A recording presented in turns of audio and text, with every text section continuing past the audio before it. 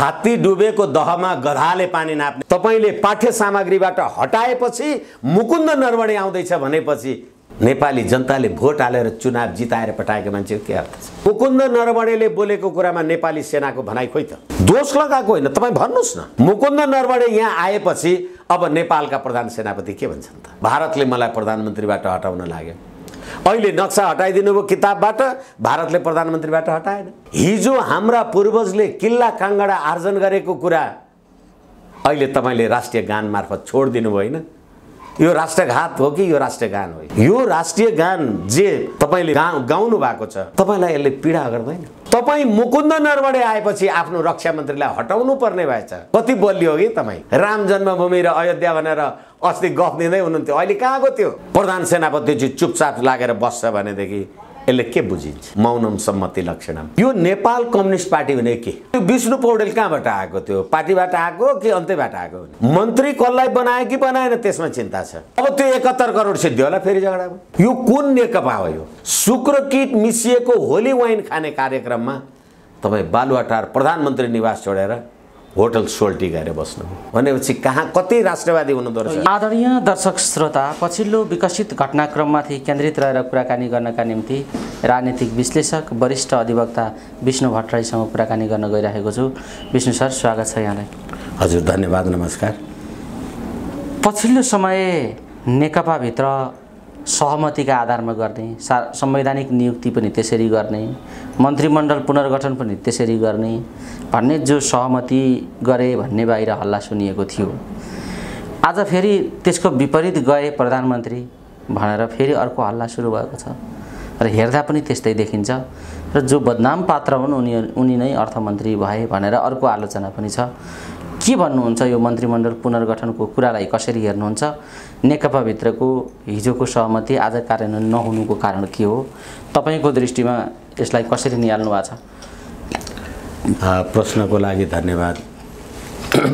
मैले धेरै पटक भनेको छु, यो अहिलेको नेकपा भनेको नेकपा माओवादी, जसको नाउँमा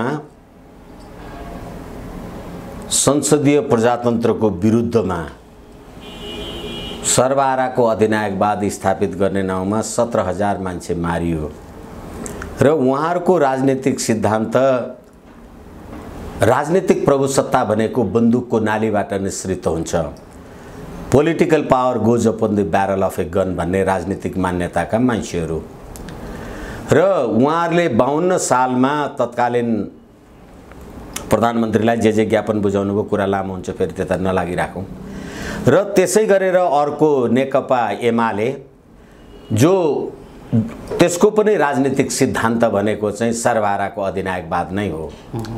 तर एउटा 17,000 मान्छे मारेर संसदीय व्यवस्थाको विरुद्धमा काम गर्न लागे र अर्को मान्छे मार्ने कुरामा हालाकि 28 सालमा धर्मप्रसाद ढकालहरू झापामा काटेर सुरु गरेकै हो मोहनचन्द्र अधिकारीजीको नेतृत्वमा। त्यसैले यो दुईटा दलको चरित्रलाई हेरौँ। एउटा माओवादी जसले 17,000 मान्छे मार्यो, अर्को एमाले जो सर्वहाराको अधिनायकवाद भन्यो। अहिले राज्य सत्तामा पुगेपछि एमालेले एकीकृत मार्क्सवाद लेनिनवाद पनि छोड्यो, माओवादीले माओवाद पनि छोड्यो अनि नेपाल कम्युनिस्ट पार्टी भयो। यो नेपाल कम्युनिस्ट पार्टी भने के? यो कुन सिद्धान्तमा आधारित छ?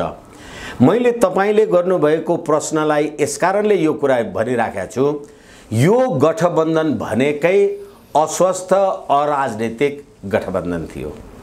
त्यसैले गर्दाखेरि यो मत मात्रै मिलेको, भोट हाल्नलाई मात्रै मिलेको, मन मिलेको होइन। यसैले गर्दा यिनीहरूको पार्टीभित्र पटक पटक यो द्वन्द्व देखिन्छ। एक र अर्को कुरा के हो भने यिनीहरूको बीचमा सहमति भयो असहमति भयो भनेर जे भन्नुहुन्छ, अथवा आम मानिसहरूले पनि भन्छन्, उहाँहरूकै राजनीतिक दलका मान्छेहरूले पनि भन्छन्, अहिले नेकपाको सरकार छ, संसदीय प्रजातन्त्रमा प्रधानमन्त्रीले मन्त्री परिषदको चयन गर्ने, मन्त्रीहरूको चयन गर्ने, राजदूतहरू नियुक्ति गर्ने अथवा जे गर्ने सरकारी काम कारबाही गर्नका लागि नेपालको प्रमुख कार्यकारी अधिकारी भनेको प्रधानमन्त्री हो र प्रधानमन्त्री मन्त्री परिषदको सिफारिसमा प्रधानमन्त्रीले मन्त्री परिषदको निर्णय बमोजिम प्रधानमन्त्रीले आफ्नो काम कारबाही गर्ने हो भनेपछि अहिले तपाईले के सम्झौता गर्नुभयो पार्टीको काममा अस्ति भदौ 24 गतेको सम्झौता जस्तो लाग्छ मलाई पार्टीको काममा सरकारले हस्तक्षेप नगर्ने सरकारको काममा पार्टीले हस्तक्षेप नगर्ने त्यतिखेरै पनि मैले आम सञ्चारमा भनेको थिएँ यो जस्तो हास्यास्पद सम्झौता हुनै सक्दैन किनभने सरकार कसको त्यही पार्टीको बहुमतको अब अहिले असन्तुष्टि कसले गर्ने त्यही पार्टीले गर्ने अनि प्रधानमन्त्री मेरै पार्टीको प्रधानमन्त्रीले मन्त्री परिषद गठन विघटन अथवा तलमाथि गर्न पाउने भनेपछि प्रधानमन्त्री नै पार्टीको 1 नम्बर अध्यक्ष अनि 1 नम्बर अध्यक्ष भन्दा पनि पार्टीको संसदीय दलको नेता प्रधानमन्त्री यसै कारणले गर्दाखेरि अब केपी शर्मा ओली प्रधानमन्त्री भएर गरेको काम त्यो पार्टीको काम हो कि सरकारको काम अहिले यो विष्णु पौडेल लगायतको मान्छेहरूलाई अर्थमन्त्री जे बनायो समय रह्यो भने त्यसको बारेमा पनि कुरा होला तर त्यो विष्णु पौडेल कहाँबाट आएको थियो पार्टीबाट आएको कि अन्त्यबाट आएको भने यसै कारणले गर्दाखेरि होइन पार्टीमा जे सम्झौता भएको थियो त्यसको बर्खिला प्रधानमन्त्री गयो भनेर जे कुरा भनिएको छ उहाँहरूको बीचमा सम्झौता भएको भनिएको कुरा नै नाटकै थियो जुन कुरा कार्यान्वयन नै हुँदैन यसै कारणले गर्दा प्रधानमन्त्रीले मन्त्री परिषद फेरबदल गर्ने राजदूतहरू नियुक्ति गर्ने गर्दा गर्दै अब त नेपालको राजदूत नियुक्ति गर्ने कुरामा अहिले नेकपाको पुष्पकमल दाहालजी बोल्नु भएको छ अहिले एमसीसी को विषयमा भीम रावलजी बोल्नु भएको छ अहिले झलनाथ खनालजी एमसीसी मा बोल्नुहुन्छ मन्त्री कसलाई बनाए कि बनाएन त्यसमा चिन्ता छ एकछिनलाई मान्नुस् रामप्रसादको ठाउँमा श्याम प्रसाद मन्त्री भए रे नेपाली जनतालाई चाहिँ तपाईले के दिनुभयो यसको बारेमा नेकपालाई म भ्रिकुटी अनलाइन टेलिभिजन मार्फत निवेदन गर्न चाहन्छु नेपाली जनताको दुःख पीडा कोरोना महामारी यो खान नपाउने भोक अशिक्षा रोग प्रताडना सीमा सुरक्षा त्यसलाई चाहिँ सम्बोधन गर्ने काम के गर्यो पार्टीले मेरो मान्छे मन्त्री बन्नु पर्थ्यो तेरो मान्छे मन्त्री बन्नु पर्थ्यो अस्ति एउटाले सर्प पाल्ने कि कुकुर पाल्ने भनेर 71 करोड रुपैयाँ के लियो क्यार अहिले अखबारमा देख्दैछु लाखौं करोडौं रुपैयाँ सबै गाडीको मर्मत गाडीको स्याहार सम्हार गाडीको खानपानमा खर्च अब त्यो 71 करोड सिद्धियो होला फेरि झगडामा यसै कारणले गर्दा यो पार्टी मैले सुरुमा भने यो कुनै सिद्धान्तमा आधारित राजनीतिक दल नै रहेन र यसले जतिसुकै सम्झौताका कुराहरू गरे पनि होइन भने एउटा पार्टी भित्र म प्रधानमन्त्री छु तपाई पार्टीको अध्यक्ष हुनुहुन्छ उहाँ उपाध्यक्ष हुनुहुन्छ भनेदेखि वामदेव गौतमलाई राष्ट्रिय सभामा मनोनित गर्ने काम त्यो पार्टीको काम हो कि सरकारको काम हो पार्टीले सिफारिस गर्यो प्रधानमन्त्रीले राष्ट्रपतिकोमा सिफारिस गर्नुभयो भनेपछि संविधानमा राजनीतिक पार्टीले सिफारिस गरेपछि प्रधानमन्त्रीले काम गर्नुपर्छ भन्ने कहाँ छ यसै कारणले गर्दाखेरि सर्वहाराको अधिनायकवादमा विश्वास गर्ने राजनीतिक शक्तिलाई र धर्म भनेको अफिम हो भन्ने राजनीतिक शक्तिलाई नेपाली जनताले 2/3 बहुमत दिन्छन् र संसदीय प्रजातन्त्र लागू हुन्छ भन्ने सपना जनताले जे पालेका थिए त्यो भोग्दैछ अहिलेको भोगाइ त्यही हो किनभनेदेखि तपाईले धतुरो खाएर सुन्तला खाएको भ्रम पाल्ने कुरा भएन नि यसै कारणले यो मैले तपाईलाई निवेदन गरे 17,000 मान्छे माओवादको नाउँमा मारिए नि आज माओवाद कहाँ छ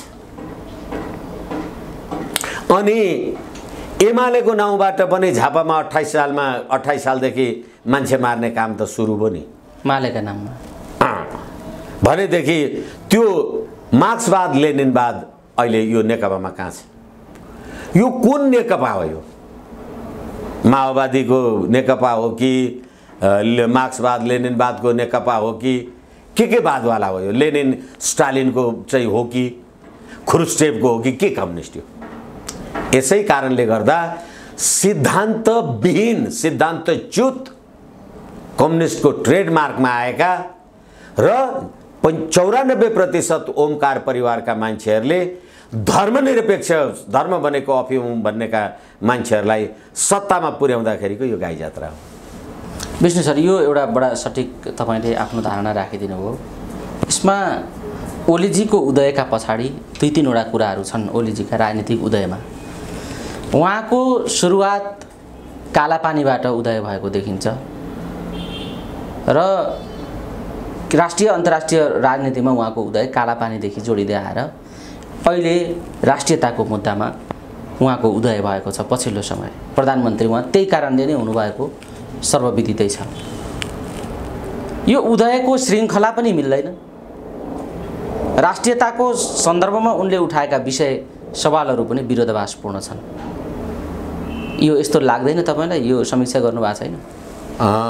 फेरि पनि तपाईले राख्नु भएको प्रश्नसँग मेरो गम्भीर असहमति छ। उहाँको उदय राष्ट्रवादको कारणले भनेर तपाईले जे कुरा भन्नुभयो, पछिल्लो पटक यो नेपालको संविधान 2072, हालाकि यसमा 2072 लेखा छैन, त्यसको बारेमा फेरि हामी समय रह्यो भने कुरा गर्न सक्छौँ। यो संविधान आउँदाखेरि भारतले आफ्नो इच्छा बमोजिमका गतिविधिहरू अथवा एकछिनलाई भन्नुस् न, यही रोटी बेटी नागरिकता लगायतका कुराहरूलाई सम्बोधन गरिएन भनेर मधेसवादी दलको नाममा जसरी भारतले अघोषित नाकाबन्दी गर्यो, त्यो नाकाबन्दीमा केपी ओलीले स्ट्यान्ड लियो भनेर नेपाली जनताले भने। आम बुझाइ त्यही छ नि त। एकैछिन, आम बुझाइ त्यही छ भने आम बुझाइलाई पनि म सम्बोधन गर्दैछु भनेदेखि त्यो केपी ओलीजीको सरकार त कम्युनिस्ट पार्टीको मात्रै सरकार त थिएन, त्यो एमालेको केपी ओली थियो नि त्यतिखेर। अहिलेको नेकपा केपी ओली थिएन र त्यो सरकारमा कम्युनिस्टभन्दा भिन्न विचारधारा राख्ने राजनीतिक दलका मान्छेहरूको पनि संयुक्त सरकार थियो। यदि त्यो सरकारको स्ट्यान्डमा त्यसको राष्ट्रियताको पक्षमा मत हाल्ने हो भने त त्यतिखेर उपप्रधानमन्त्री भएर काम गरेका मान्छेको त जमानत पनि जफ्त भयो नि। तपाईँ हेर्नुहुन्छ कि हेर्नुहुन्न? तितो वास्तविकता।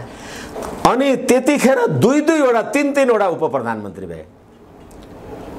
एक थरी उपप्रधानमन्त्रीहरू त संविधानको मसौदा हुँदै गर्दा त्यो संविधान धर्मनिरपेक्ष गणतन्त्र संघीयताको संविधान भनेर डराउँदै थिए।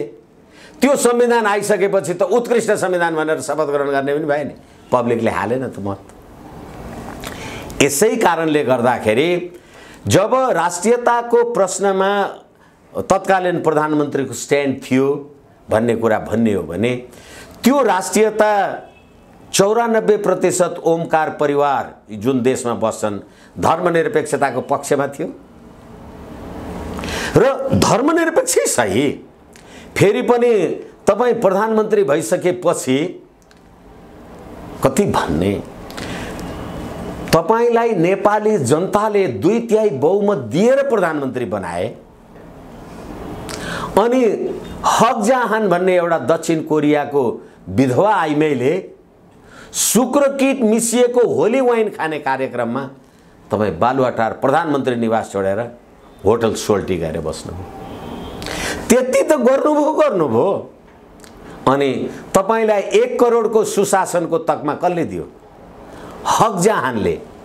अनि अहिले नेपाली जनताले चाहिँ अस्ति भर्खरैको पछिल्लो घटना भन्ने हो भने सम्झना कामी हत्याकाण्डदेखि लिएर आदि इत्यादि भ्रष्टाचार, व्याभिचार, वाइड बडी, यो कोरोना महामारी, अनिकाल, यो यो यो लिपुलेख नक्सा ल्याउँदाखेरिको मुकुन्द नरवणेजीहरूका कथन, यी सब कुराले गर्दाखेरि कति राष्ट्रवादी रहेछ।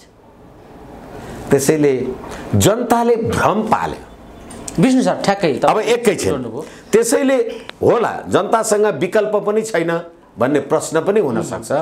तर के हो भनेदेखि हामीले यो राज्य व्यवस्था, नेपाली जनताले यो राज्य व्यवस्था लिएर आए, भन्ने कुरा नेपाली जनताले भन्ने हो भने त 47 सालको व्यवस्था पनि नेपाली जनताले ल्याएको थियो, किन भयो? यसै कारणले गर्दाखेरि सम्पूर्ण विदेशी शक्तिको आडमा नेपालको वर्तमान राज्य प्रणाली जे छ त्यसको हुर्मत मात्रै अहिले देखिएको। विष्णु सर, ठ्याक्कै तपाईँले यो भन्दै गर्दाखेरि नरवाडेको प्रसङ्ग पनि जोड्नुभयो र यो नरवाडेको प्रसङ्ग चाहिँ लिपुलेक लिम्पियाधुरासँग पनि पछिल्लो समय नेपाली समाजमा नरवाडे र लिपुलेक लिम्पियाधुरा चाहिँ पर्यायवाची भएर उभिएको स्थिति छ। त्यो भूमि नेपालको त्यो भूमि भारतको हो र नेपालीहरू चाहिँ चिनियाको बोकाइमा अहिले भारत विरुद्ध कसिएका छन् भनेर अभिव्यक्ति दिने नरवाडे नेपाल आउँदै हुनुहुन्छ भन्ने समाचारहरूमा आइरहेको छ। लिपुलेक लिम्पियाधुरा अर्थात् नेपालको सार्वभौम सत्तामाथि त्यस्तो अभिव्यक्ति दिने नरवाडेलाई यहाँ स्वागत गर्ने कार्यक्रम यो अहिलेको सन्दर्भमा कति उपयुक्त छ र यसले कस्ता कस्ता किसिमका प्रश्नहरू खडा गरेको छ? त्यो छापेको पुस्तक किन वितरण भएन? मानिसहरूले ट्याक्कै यी सबै कुरा श्रृङ्खलालाई जोडेर हेरिरहेका छन्। यो जोड्नु उचित छ कि स्वाभाविक छ कि अस्वाभाविक छ? अत्यन्त राष्ट्रवादी प्रश्न, राष्ट्रियतासँग सन्निहित प्रश्न। मेरो यसबारेमा मेरो यहाँहरू समक्ष निवेदन के हो भने, किनभने ओली राष्ट्रवाद त्यहाँ पनि गएर जोडिएको भन्ने अहिले व्याख्या भएको छ नि त नक्सामा, तर त्यो वितरण भएन। ठिक छ, नरवाडेजी आउँदै हुनुहुन्छ, यो बडा आश्चर्यको विषय मान्छेहरूले लागेको छ। यसैले हामी यसलाई 2-3वटा कुरा हेऱ्यौँ। अघि भर्खरै मैले सुरुमा निवेदन गरेँ, यो नेकपा एमाले र माओवादीको कति अपवित्र र कति नेपाली जनतालाई धोका दिएर यिनीहरूले एमाले र माओवादी नै छोडे भन्ने कुरा यिनीहरूले घात गरे त्यतिखेरै भने मैले। अब त्यो घात अहिले तपाईँले भनेको कुराबाट फेरि पुष्टि हुन्छ। एक, यो देशमा माओवादी जनयुद्ध सुरु गर्दाखेरि 62-63 को आन्दोलन पछाडि प्रधानमन्त्री भएको पुष्पकमल दाहालजीले त्यतिखेरको जनयुद्धको टाइममा उहाँहरूले त सुदूरपश्चिमबाट यो सुरु गर्नुभएको। हामीले भारतका विरुद्ध सुरुङ युद्ध गर्नका लागि सुरुङ खन्या छौँ भन्नुभयो। निवेदन गर्दैछु, स्मरण रहोस्। अनि लिपुलेक लिम्पियाधुरा र कालापानीको नक्सा निकालेपछि राजतन्त्रले छोडेको भूमि हामीले फिर्ता ल्याउँ भनेर भन्नुभयो। अब प्रचण्डजीको यति 2टा कुरालाई मात्रै म निवेदन गरौँ अहिले, अनि फेरि अरू कुरा गरौँला भनेदेखि तपाईँले लिपुलेक लिम्पियाधुरा र कालापानी राजतन्त्रले छोडेको थियो, गणतन्त्रले ल्यायो भनेको 3 महिना पुग्दा नपुग्दै तपाईँले नेपालको नक्सामा लिपुलेक लिम्पियाधुरा र कालापानी किन राख्नु भएन? किन हटाउनु? तपाईँको सरकार, तपाईँ नेकपाको सरकार, तपाईँको पार्टी किन त्यो उसबाट हटाउनु? र सरिता गिरीले पार्लियामेन्टमा बोल्दा, यो एजेन्डाको विरुद्धमा बोल्दा उनलाई कारबाही गरे होला, हटाए होला, जे गरे होला, तर अहिले तपाईले लिपुलेक लिम्पियाधुरा र कालापानी सहितको पुस्तक छाप्ने कुरामा त इन्कार गर्नुभयो नि। प्रकारान्तरले सरिता गिरीले भनेको तिर प्रचण्डजी जानुभयो कि भए? पुष्पकमल दाहालजी केपी शर्मा ओलीजी जानुभयो कि भए? अब अर्को कुरा, मुकुन्द नरवणेवाला कुरा हामीले जे अहिले छलफलको विषय बनिराखेको छ, नेपालको प्रधान सेनापति भारतको पनि मानार्थ प्रधान सेनापति हुन्छ र भारतको प्रधान सेनापति पनि नेपालको मानार्थ प्रधान सेनापति हुन्छ। नेपालका प्रधान सेनापति पूर्णचन्द्र थापा 2076 माघ 20 गते नै दिल्ली गएर यो मानार्थ पदवी लिनुभयो भनेपछि 2076 कार्तिकदेखि नै लिपुलेक लिम्पियाधुरा र कालापानीको प्रश्न त उठेको थियो। नेपालका पूर्णचन्द्र थापा उहाँ गएर प्रधान सेनापतिको, मानार्थ प्रधान सेनापतिको सम्मान ग्रहण गर्दाखेरि यो कुरा नेपाली सेनालाई याद भयो कि भएन? अब ठिक छ, पूर्णचन्द्र थापाजीले त यसबारेमा कूटनीतिक राजनीतिक अथवा सामरिक कुनै केही बोल्नु भएको थिएन। तर जब नेपालले लिपुलेख लिम्पियाधुरा र कालापानीको नक्सा निकाल्यो, यी मुकुन्द नरवणेले त भने कसैको उक्साहटमा यो नक्सा चाहिँ सार्वजनिक भएको छ भनेर, र उनले त्यो कुरा कसैको उक्साहटमा भएको छ भनेको कुरा भनेको 3 महिना पुग्दा नपुग्दा नेपाल सरकारले हाम्रो शिक्षा मन्त्रालय अन्तर्गत अथवा विद्यार्थीलाई पाठ्यपुस्तक अन्तर्गत प्रकाशित हुने नेपालको नक्सामा अहिले लिपुलेख लिम्पियाधुरा र कालापानी सहितको नक्सा ननिकाल्नु भनेपछि नरवणे आउने भएको होइन भनेपछि कहाँ कति राष्ट्रवादी हुनुहुँदो रहेछ। यही प्रसङ्ग मानिसहरूले जोडिराखेका छन्। यही प्रसङ्ग मान्छेले भनेदेखि एकछिनलाई मान्नुहोस्, अहिले मैले निवेदन गरेँ नेपालको प्रधान सेनापति भारतको पनि मानार्थ प्रधान सेनापति अनि नेपालको प्रधान सेनापति भारतको प्रधान सेनापति नेपालको पनि मानार्थ प्रधान सेनापति भने लिपुलेख लिम्पियाधुरा र कालापानीमा मुकुन्द नरवणे चाइनाको आकर्षणमा निकालेको भन्छन्, कसैको उक्साहटमा भन्छन्, र त्यो कुरालाई नेपालको कार्यकारी प्रधान सेनापति चाहिँ चुपचाप लागेर बस्छ भनेदेखि यसले के बुझिन्छ। यसै कारणले गर्दाखेरि र जसरी नक्सा निकाल्दाखेरि भारतीयहरूले आपत्ति गरेका थिए अनि त्यो अहिले किताबमा नक्सा छापेर विद्यार्थीहरूको कोर्स बुकमा नराख्ने भनेपछि अनि भारतले त्यसमा त केही भनेन नि, मौनम सम्मति लक्षणम। किनभने तपाईले action speeches louder than words भन्छ, आवाजले भन्दा कर्मले मान्छेलाई चिन्नुपर्छ।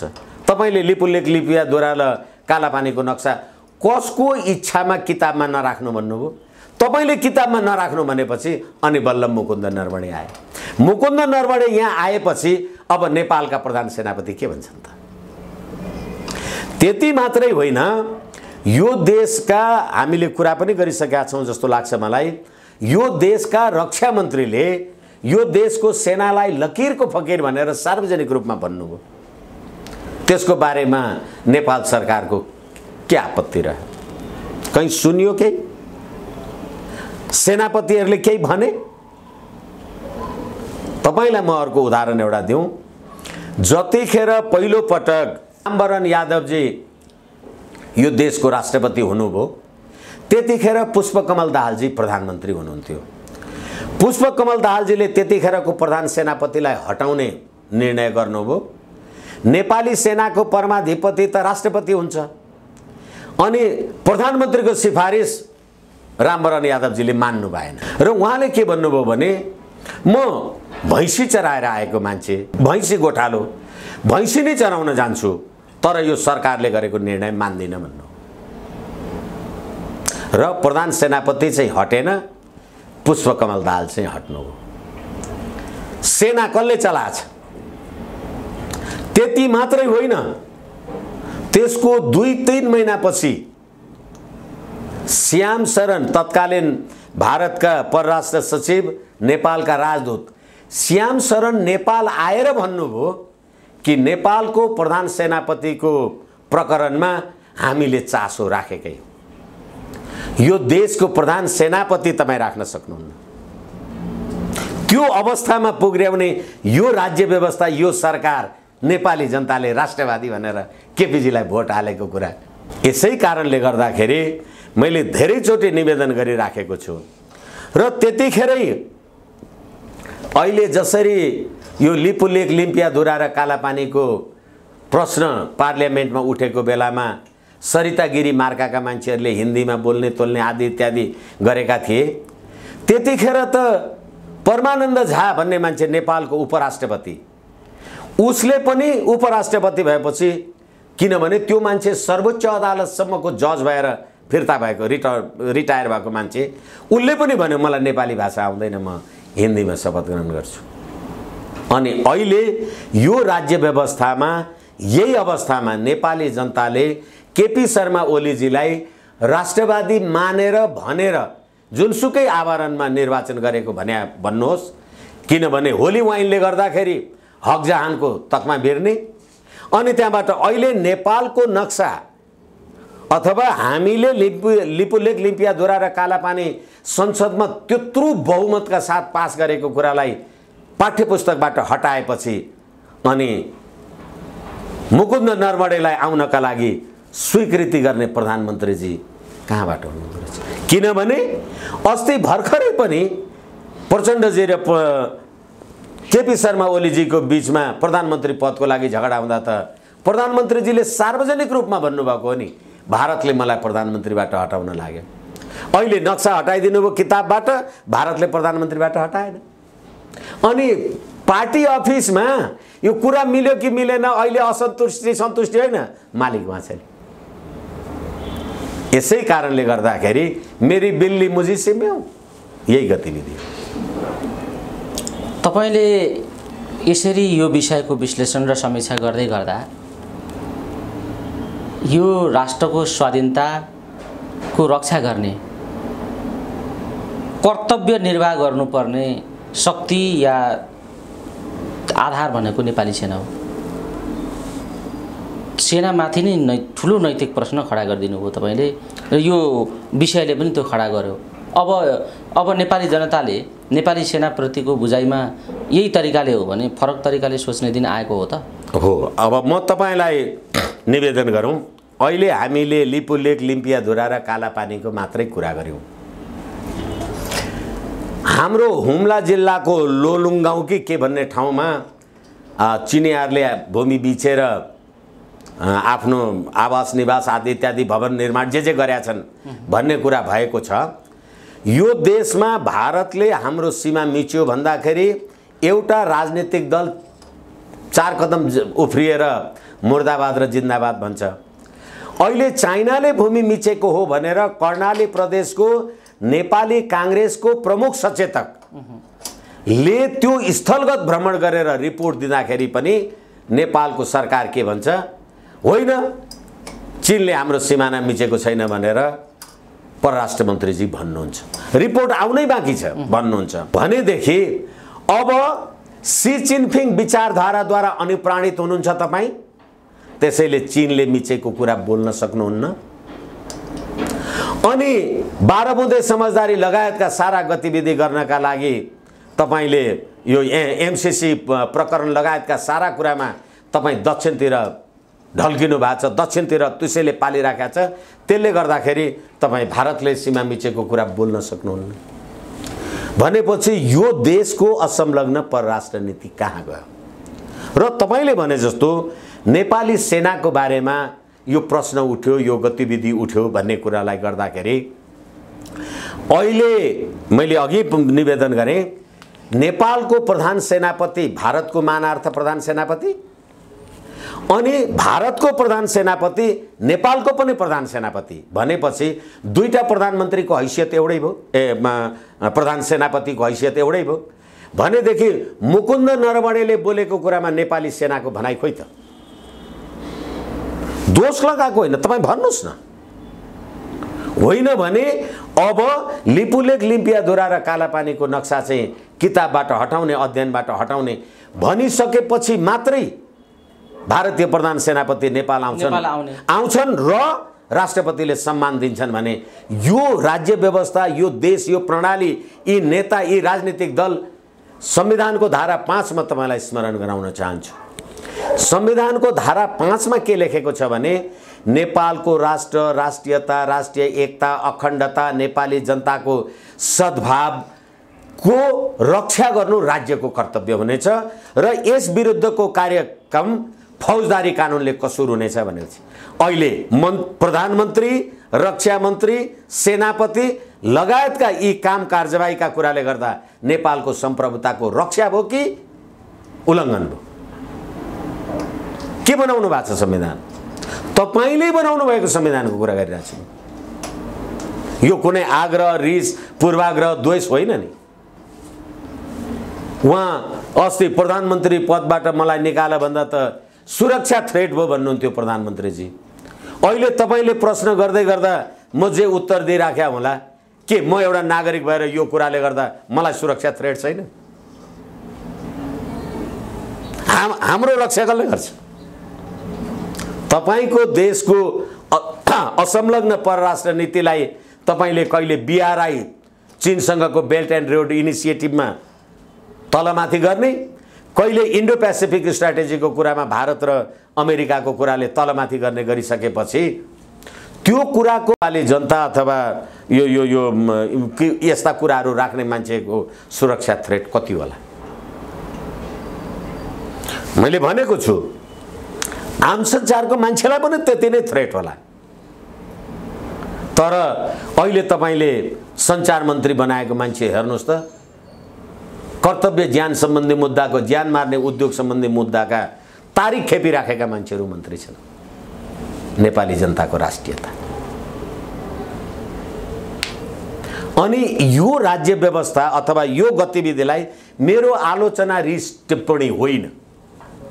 ललिता निवासको जग्गा बेचेर, जग्गा लिएर अनि अख्तियारले अथवा कुनै निकायले छानबिन गर्यो भन्दा होइन मैले त फिर्ता गरेँ भने, तपाईसँग मैले 5 रुपैयाँ लिएको थिइनँ भने तपाईलाई 5 रुपैयाँ किन फिर्ता गर्नु पर्यो?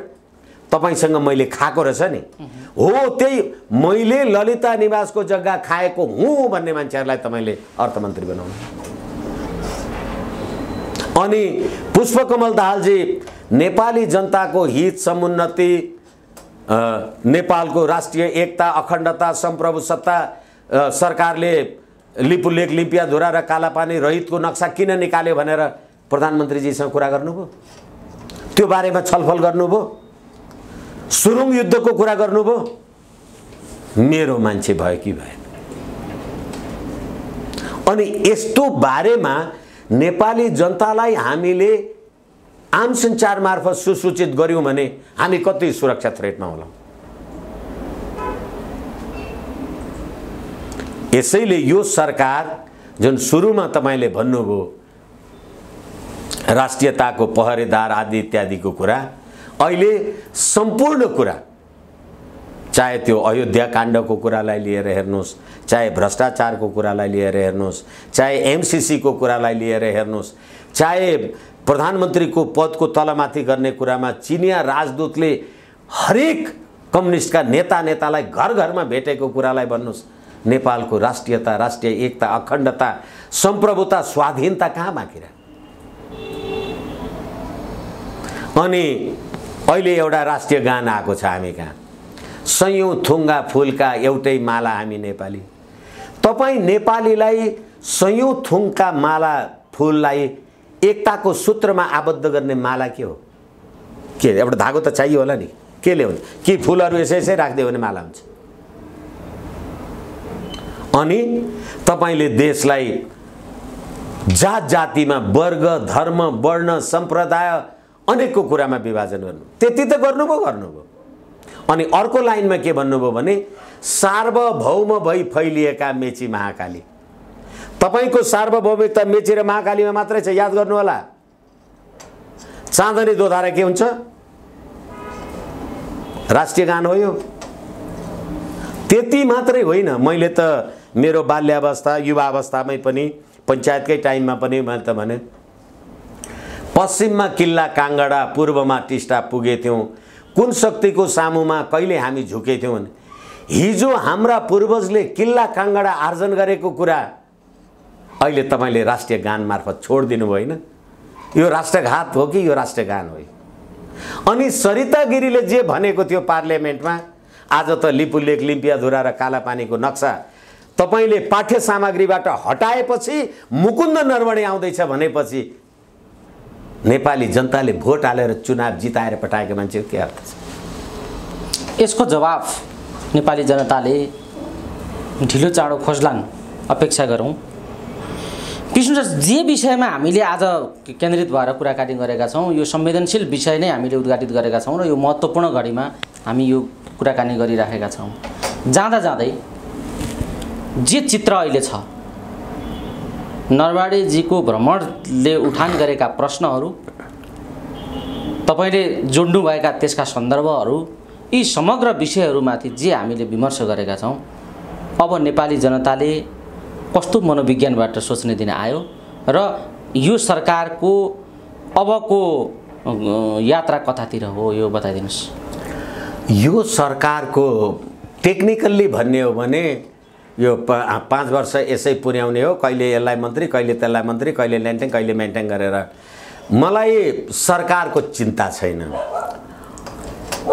तपाईको शरीर रह्यो भने, प्राण रह्यो भने लुगा जस्ता सुकै लाउनुहोस्, कपाल अगाडि फर्काएर कोर्नुहोस् कि दारी पाल्नुहोस् कि खौरिनुहोस्, आई डोन्ट केयर सरकार प्रकार। तर यो जे गतिविधि भइराखेको छ यसले राष्ट्र, राष्ट्रियता, राष्ट्रिय एकता र अखण्डतालाई समाप्त गर्ने काम, समाप्तोन्मुख दिशातिर जसरी डोर्याइराखेको छ, बुद्धि बाहिरबाट आयो होला, पैसा बाहिरबाट आयो होला, सिद्धान्त बाहिरबाट आयो होला, हतियार बाहिरबाट आयो होला, भोट त लाइन लागेर यिनै जनताले दिए नि। यी त कुदेर सिंहदरबार त पुग्या होइन। यसै कारणले नेपाली जनताको क्षमतामा हिजो 47 सालको संविधान पनि अन्तर्गत बनेको सरकार पनि तपाईले भोट दिएर बनेको थियो। आखिर त जनताले ढुङ्गा हानेर त गयो नि त 47 को संविधान हो। अब जब राष्ट्र विखण्डन, राष्ट्रियतामाथिको प्रश्न उठ्छ भने नेपाली जनताले आन्दोलन गर्नुको विकल्प छैन यो राज्य प्रणालीको विरुद्धमा। किनभने पात्र उही, प्रवृत्ति उही, प्रणालीको परिवर्तन। पञ्चायतको टाइमदेखि लिएर अहिलेसम्म राज्य सत्तामा बस्ने राजनीतिक दलका ठुला नेता सेता हुँ भन्ने मान्छेहरू मरेदेखि बाहेकका अरू सबै त्यतिकै 80 वर्षका मान्छे पनि अहिले पार्टीको अध्यक्ष छन्। अनि दोष केलाई? प्रणालीलाई। पात्र तपाईँ त्यही गर्ने, प्रवृत्ति तपाईँ त्यही गर्ने। तपाईँ क्षमा चाहौँ, तपाईँ रक्सी सेवन गर्नुहुन्छ भने तपाईले प्रणामीको मन्दिरमा गएर खानुभयो भने नलाग्ने त होइन नि। जहाँ गएर खाए पनि लाग्छ। तपाईँ दुध खानुहुन्छ भने खाली बोतल, रक्सीको खाली बोतलमा हालेर दुध खायो भने पनि लाग्ने त होइन नि। त्यसैले पात्र उही, प्रवृत्ति उही। यो पात्र र प्रवृत्तिलाई परिवर्तन नगरिकन कतिवटा राजा पाल्नुहुन्छ तपाईँ?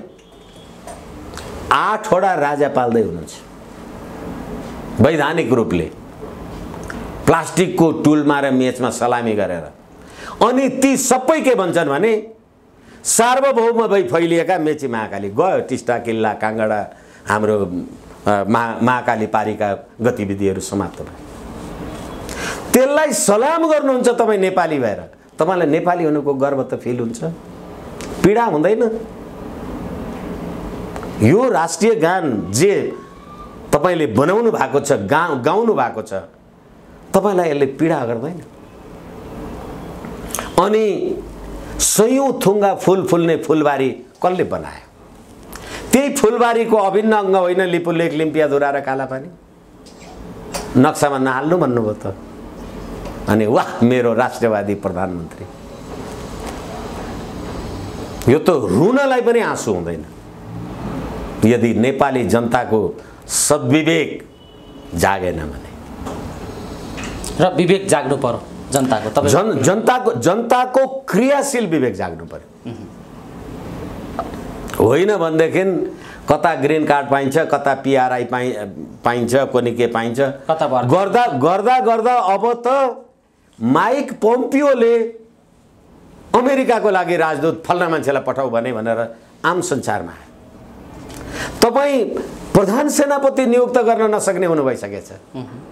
तपाईँ मुकुन्द नरवणे आएपछि आफ्नो रक्षा मन्त्रीलाई हटाउनु पर्ने भएछ। कति बलियो हो कि तपाईँ? राम जन्मभूमि र अयोध्या भनेर अस्ति गफ दिँदै हुनुहुन्थ्यो, अहिले कहाँको त्यो केपी ओलीजीको? यसै कारणले म आम सञ्चार मार्फत नेपाली जनताको क्रियाशील सम्प्रभु सम्पन्न जिम्मेवारीताको अपेक्षा गर्छु। आदरणीय दर्शक श्रोता, आज हामीले पछिल्लो विकसित घटनाक्रममाथि केन्द्रित रहेर कुराकानी गरेका छौँ। भारतीय सेनाका सेनापति मुकुन्द नरवणेको भ्रमण, सँगसँगै नेपालका राजनीतिक दल र नेपालको सरकारले खेलिरहेको भूमिका र आज आएर नेपाली सेनामाथि उठेको नैतिक प्रश्न, यी सवालहरूमा पनि हामीले केन्द्रित रहेर कुराकानी गरेका छौँ।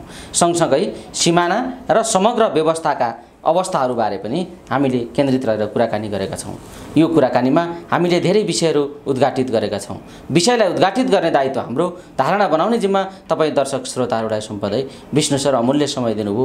यो समय र यो संवादका लागि यहाँलाई धेरै धेरै धन्यवाद दिन चाहन्छु। हवस्, धन्यवाद। यो हात्ती डुबेको दहमा गधाले पानी नाप्ने भन्छन् नि, 250 वर्ष राज संस्थाले मुलुक चलायो, अहिले 5 वर्ष पुग्दैन गधाहरूले पानी नापेको यस्तै छ। धन्यवाद।